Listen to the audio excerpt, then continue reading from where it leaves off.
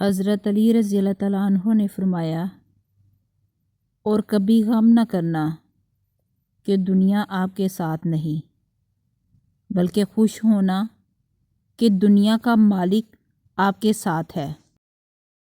جہاں بھی رہو مخلص ہو کر رہو، کیونکہ آپ نے اللہ کو بھی جواب دینا ہے۔ ہمیشہ سچے لوگوں سے دوستی رکھو، وہ اچھے دنوں میں سرمایہ اور برے دنوں میں محافظ ہوتے ہیں۔ اگر تمہاری آنکھیں خوبصورت ہے تو تم دنیا سے محبت کرو گے، لیکن اگر تمہاری زبان میں مٹھاس ہے تو دنیا تم سے محبت کرے گی۔ زندگی کی اصل خوبصورتی یہ نہیں کہ تم کتنے خوش ہو، بلکہ زندگی کی اصل خوبصورتی تو یہ ہے کہ دوسرے آپ سے کتنے خوش ہیں۔ بہترین آنکھ وہ ہے جو حقیقت کا سامنا کرے۔ ایک سچا چاہنے والا آپ سے ہر طرح کی بات کرتا ہے، ہر موضوع پہ بات کرتا ہے، جبکہ دھوکہ دینے والا صرف پیار کی بات کرتا ہے۔ خوبصورت چہرہ بھی بوڑھا ہو جاتا ہے، پرکشش جسم بھی ایک دن ڈل جاتا ہے، لیکن ایک اچھا انسان محبت کا اچھا رہتا اصل ہے۔ حقدار تو تمہارا رب ہے، تم بس اپنے رب کے آگے جھکو، وہ کسی اور کے آگے جھکنے نہیں دے گا۔ کسی کا دل مت دکھاؤ، ہو سکتا ہے وہ تمہیں ایسے چاہتا ہو جیسے مرنے والا زندگی۔ لوگوں کو اسی طرح معاف کرو جیسے تم خدا سے امید رکھتے ہو کہ وہ تمہیں معاف کر دے گا۔ جو تمہاری خاموشی سے تمہاری تکلیف کا اندازہ نہ کر سکے، اس کے سامنے اظہار کرنا صرف لفظوں کو ضائع کرنا ہے۔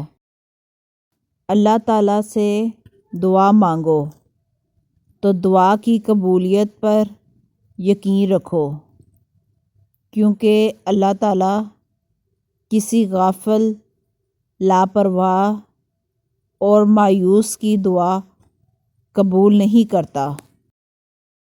آپ کو جس شخص سے محبت ہو جائے اس کی آخرت کے بارے میں سوچا کرو کہ اس کو کیسے بہتر بنایا جائے۔ یہ تمہاری محبت کی سب سے بڑی دلیل ہوگی۔ اپنے دل میں اتنی نفرتیں مت رکھو، کیونکہ جس دل میں نفرت ہوتی ہے اس دل میں اللہ نہیں بستا۔ مت بھاگو ان کے پیچھے جن کو تمہارے آگے اور بھی لوگ نظر آتے ہیں۔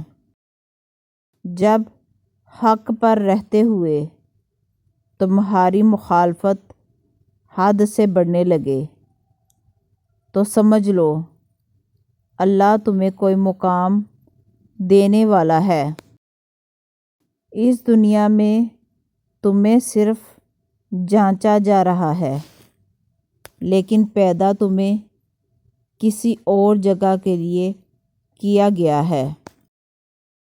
اگر زندگی کو خوبصورت بنانا ہے تو سہنا سیکھو، نظر انداز کرنا سیکھو، خاموش رہنا سیکھو اور اکیلے جینا سیکھو۔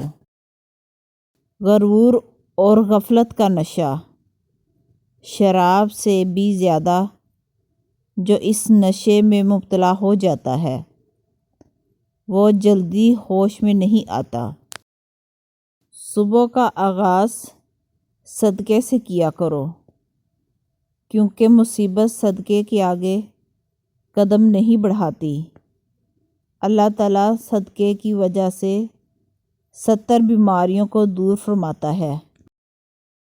جو شخص اپنی تکلیف کو 3 دن تک لوگوں سے پوشیدہ رکھے اور اپنی تکلیف کی شکایت صرف اپنے اللہ سے کرے تو اللہ پر اس کا حق یہ ہے کہ اسے تندرستی دے۔